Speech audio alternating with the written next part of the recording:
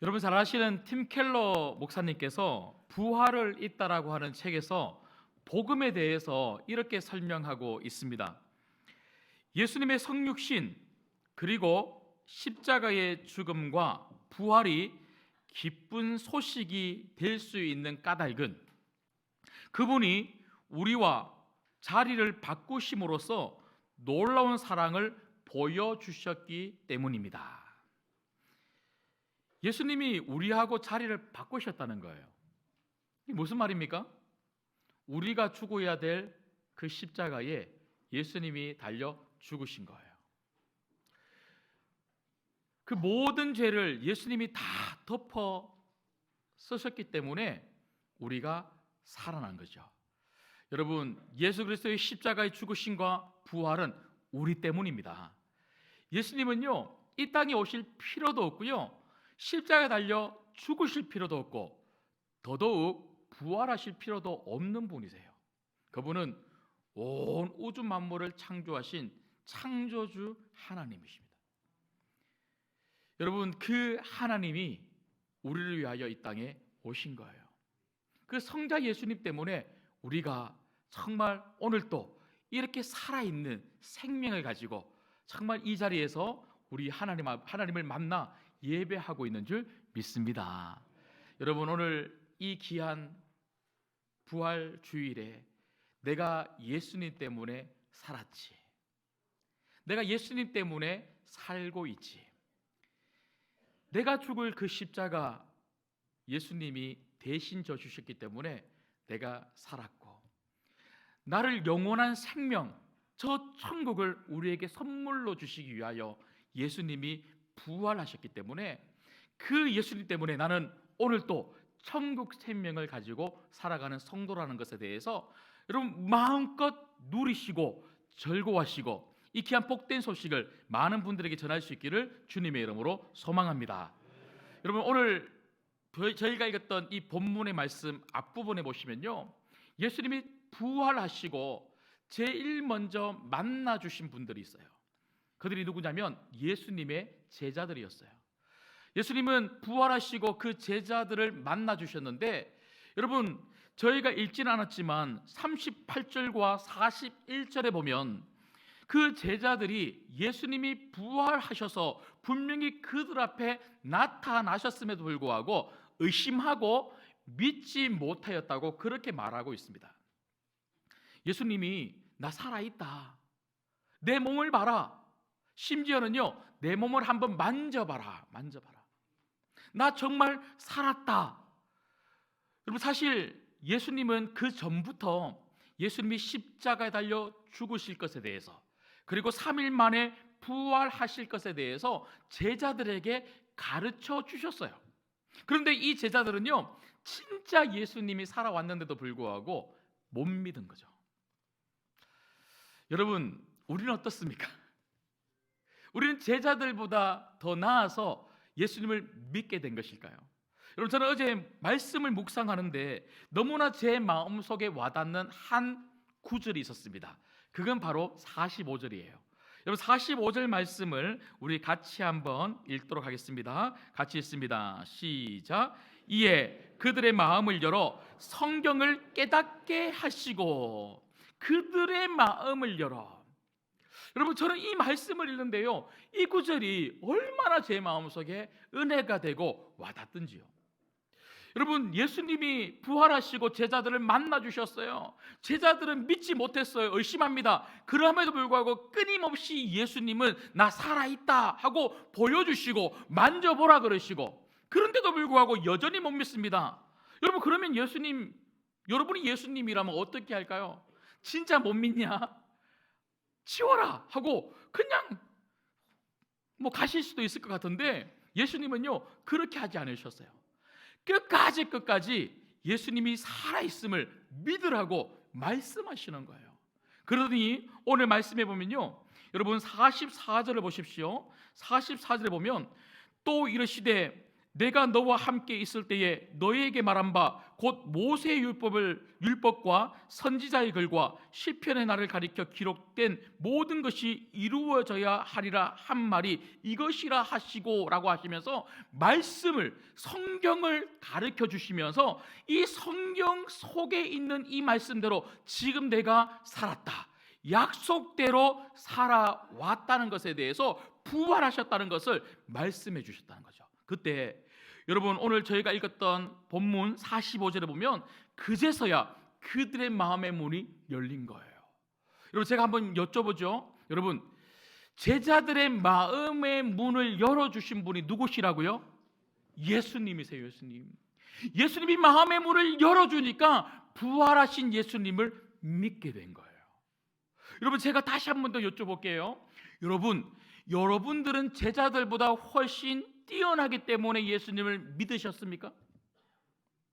아니면 제자들보다 더 이해력이 빠르기 때문에, 눈치가 빠르기 때문에 진짜 예수님이 살아났다는 것을 믿고 계시는 겁니까? 아니에요. 제자들도 예수님이 마음의 문을 열어주셨기 때문에 부활하신 예수님을 만나고 믿었던 것처럼 오늘 이 자리에 오신 모든 분들은 예수님의 마음을 열어주셨기 때문에 이 자리에 오게 되었고 예수님을 믿게 된 줄 믿습니다. 다 예수님이 하신 거예요. 십자가에서 우리 죄를 다 담당하신 분도 예수님이시고, 부활하심으로 말미암아 우리에게 생명을 주신 분도 예수님이시고, 우리의 마음을 열어 예수님을 믿고 영원한 생명으로 살아갈 수 있도록 만들어 주신 분도 예수님이시고, 모든 게 다 예수님이세요. 여러분, 그러면 어떻게 해야 될까요? 이 예수님 우리가 전해야 되지 않겠습니까? 여러분, 오늘 또 말씀해 보시면 48절 말씀해 보면 너희는 이 모든 일의 증인이라.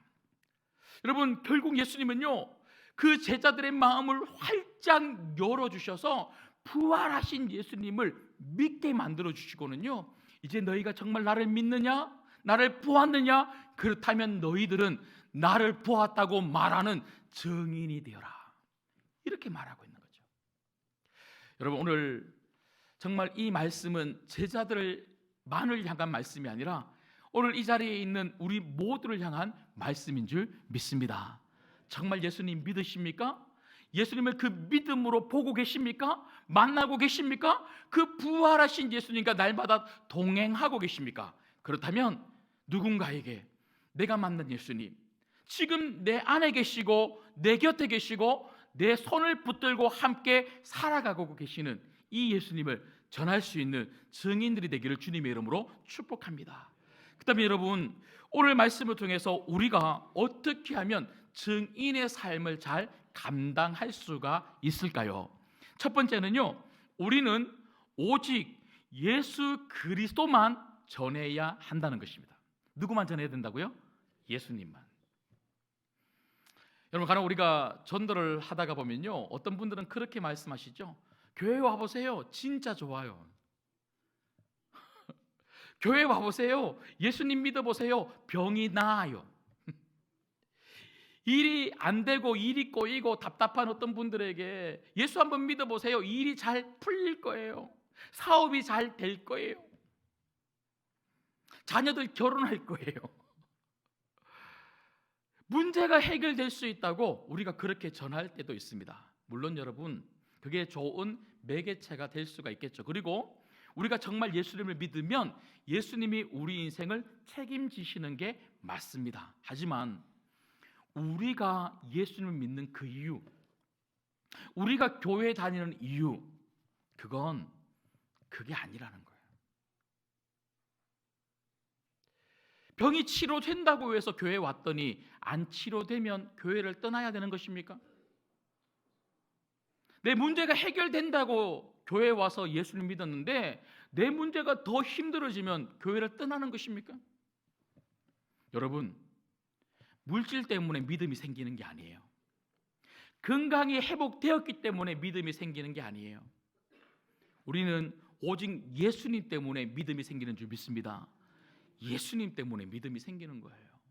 여러분, 오늘 또 말씀해 보시면요, 예수님께서 뭐라고 말씀하십니까? 44절에 보면 다시 한 번 더 보십시오. 예수님께서 제자들에게 항상 했던 그 말, 모세의 율법과 선지자의 글과 시편에서, 여러분 이게 무슨 말입니까? 그 당시 이스라엘 백성들이 늘 읽고 묵상하고 있었던 성경 말씀, 특별히 구약을 이야기하는 구약. 여러분 구약이든 신약이든 하나님 말씀은, 이 성경 말씀은 예수님이 지금 말하고 있는 것처럼 누구만 이야기한다고요? 예수님만 이야기하는 거예요. 여러분 성경은 우리에게 예수 믿으면 복 많이 받는다, 이 땅에서 잘 살 수 있다, 부귀영화를 누릴 수 있다, 이걸 말하고 있지 않습니다. 성경은 오직 예수님만 말하는 거예요. 특별히 어떤 예수님을 말하고 있습니까? 여러분 오늘 46절 말씀해 보시면요, 예수님께서 이렇게 말씀하시죠. 또 이르시되 이같이 그리스도가 고난을 받고 제3일에 죽은 자 가운데서 살아나실 것과, 47절, 또 그의 이름으로 죄 사함을 받게 하는 회개가 예루살렘에서 시작하여 모든 족속에게 전파될 것이 기록되었으니. 어디예요? 성경이에요. 여러분 우리가 예수님을 전한다는 것은 어떤 것을 전하는 것입니까? 예수 그리스도께서 우리를 위하여 십자가에 달려 죽으셨다, 그리고 우리를 살리시기 위하여 3일 만에 부활하셨다, 그분은 지금 또 여기 살아계시다, 그분에게 우리의 죄를 회개하고 예수님 나의 구원자이시오, 나의 주인이 되어 주시옵소서라고 우리의 마음의 문을 활짝 열고 그분을 영접하기만 하면 누구라도 구원을 받을 수 있다. 이게 바로 복음이에요. 복음. 여러분 이 복음을 전하고 계십니까? 아니 오늘 5명 이상 작정을 하셨는데요, 그 5명 이상 작정한 태신자들에게 이 복음을 전하기로 여러분 결심하셨습니까? 여러분 우리는 날마다 오늘 5명 이상의 이 태신자들뿐만 아니라 내가 만나는 모든 사람들에게 이 예수님을 전하는 그런 삶을 살아야 되는 거죠. 여러분 그러고 보니까요, 요즘이라기보다 코로나 기간에도 진짜 전도에 열심을 내었던 한 교회가 너무 유명하더라고요. 어딜까요? 예, 그럴 줄 알았어요. 일부 때도 그렇게 말씀하시는데 신광교회는 조금 덜 유명하고요, 진짜 유명한 교회가 있는데 서울에 한성교회라고 하는 교회가 있어요. 들어보셨습니까? 이 한성교회 도은우 목사님께서 얼마나 전도에 열정을 내고 온 성도들이 진짜 전도 어딜 가더라도 전도하는 그런 아주 좋은 교회가 있는데요, 도은우 목사님께서 전도를 말하다라고 하는 책을 내셨는데 거기에 이렇게 말씀하시더라고요. 당신의 자랑이 무엇입니까? 교회의 자랑은 정말 무엇입니까? 복음이 부끄러워 당당히 전도하지 못한다면 그 사람은 아직 복음을 모르는 사람입니다. 세상이 정말로 필요로 하는 것은 바로 복음, 예수 그리스도이십니다. 여러분 세상에 필요한 것 돈이 아니에요. 더 막 경제가 좋아지고 사람들이 부유해지면 행복할 것 같죠? 아니에요. 세상에 필요한 것 학벌도 아니에요. 세상에 필요한 것 더 발전된 나라도 아니에요. 저 어두운 세상에 진짜 필요한 것은 바로 복음 예수님이십니다. 이 예수님, 여러분 정말 이번 행복한 사람들의 봄 축제 이 기간 동안 반드시 여러분들이 전할 수 있기를 주님의 이름으로 축복합니다. 여러분 우리는 단지 예수님을 전해서 교회에 사람들 많이 오게 하려고 우리가 이 축제를 하는 게 아니에요. 영혼을 이끄는 3일, 예수님이 내 영혼을 이끌어 주셔서 여기까지 왔고, 예수님이 나의 주인이 되시고 구원자가 되셔서 내 영혼을 천국까지 이끌어 주실 것을 우리가 믿기 때문에 우리가 이 예수님 전하면 내가 품은 그 태신자도, 내가 복음을 전한 그 사람도 반드시 예수님을 믿고 예수님께서 그 영혼을 이끌어 주실 것을 믿기 때문에 복음을 전하는 거예요. 여러분이 전하는 그 복음 때문에 누군가가 영생의 복락을 누릴 수 있기를 주님의 이름으로 소망합니다. 그런가 하면 두 번째는요, 오늘 말씀을 통해서 우리가 확인할 수 있는, 어떻게 하면 정인의 삶을 잘 살 수가 있을까요? 두 번째는 우리는 모두 다 세상으로 나가야 하는 정인이라는 것입니다. 여러분, 교회는 모이는 곳이 아니라 나가는 곳이에요. 모여서 은혜 받으면 그 은혜를 가지고 나가야 되는 거예요. 모여서 오늘 또 예배를 하고 부활하신 우리 예수님을 정말 더 깊이 있게 만났다면 그분과 함께, 우리 살아계시는 예수님과 함께 저 세상으로 나가야 되는 거죠. 여러분, 사복음서 한번 보십시오. 예수님의 이야기, 성경 전체가 예수님의 이야기지만 특별히 사복음서를 보시면요, 모든 복음서의 마지막 부분이 무엇으로 기록되어 있는 줄 아십니까? 그건 바로 예수님께서 우리 보고 나가라라고 하는 명령으로 기록되어 있어요. 여러분, 마태복음에 보시면요, 마태복음 28장 19절에 그러므로 너희는 가서 모든 민족을 제자로 삼아 아버지와 아들과 성령의 이름으로 세례를 베풀고 모든 민족에게 나가라, 그렇게 말씀하고 있죠. 마가복음 16장 마지막 장 15절에도 보면 너희는 온 천하에 다니며 만민에게 복음을 전파하라. 온 천하에 복음을 전하기 위해서 돌아다녀라, 이렇게 말씀하고 있죠. 그리고 오늘 읽었던 누가복음 24장 48절에 보면 너희는 이 모든 일의 증인이다, 나가서 전하라는 거죠. 요한복음 20장 21절에 보면 예수께서 또 이르시되 너희에게 평강이 있을지어다, 아버지께서 나를 보내신 것 같이 나도 너희를 보내노라. 전부 다 예수님이 우리를 보낸다고 말씀하고 있는 거죠. 여러분, 오늘 사복음서는, 그리고 특별히 오늘 저희가 읽었던 누가복음 마지막 장에서는요, 우리가 예수님을 전해야 한다고 말하고 있습니다. 우리가 부활의 증인이기 때문에 예수님은 지금 또 살아계시다고 말하라고 예수님은 명령하고 있습니다. 태신자를 5명 이상 품으라고 단임 목사를 통하여 말하고 계시는 거예요. 그런데 이런 말씀을 드리면요, 사실 오늘만 이런 말씀을 듣는 건 아니죠. 늘 우리가 이런 말씀을 듣는데 어떤 분들은 어떤 마음이 있어요? 하나님, 나는 아니지요. 하나님, 나는 아니지요. 여러분, 우리 문제가 뭐예요? 이런 말씀이 나하고는 상관없다 생각하는 거예요. 오늘 부활주일이니까 부활의 예수님이 우리를 만나주셔서 우리 삶 가운데 놀라운 생명력을 가지고 가정도 잘 되고 인생도 잘 되고 자녀도 잘 되고 모두 다가 잘 될 것이다, 이런 말 저도 하고 싶어요. 이런 말하고 빨리 끝내고 싶어요. 그런데 여러분, 오늘 예수님은요, 여기 앉아있는 우리 중에 누구도 증인이 아닌 사람이 없다고 말하고 있는 거예요. 정말 예수님을 만났으면, 그 예수님이 우리 안에 살아있다면, 그 예수님과 날마다 동행하고 있다면 내가 만나는 모든 사람들에게 이 예수님을 전해야 한다, 그렇게 말하고 있는 거죠. 여러분, 그래서 전도는요, 믿음의 문제예요. 내가 정말 예수님을 믿는다면 전하지 않고는 안 되는 거죠. 내 안에 정말 복음, 굿뉴스, 예수 그리스도로 말미암은 정말 참된 기쁨이 차고 넘친다면 내 삶을 통하여, 내 입술의 고백을 통하여 이 복음을 전하지 않고는 안 되는 거죠. 여러분, 그래서 저는 우리 모든 신광의 가족들이 교인이 아니라 성도가 되기를, 교회에 출석하는 교인이 아니라 예수님을 전하는 제자들, 증인이 되기를 주님의 이름으로 소망합니다.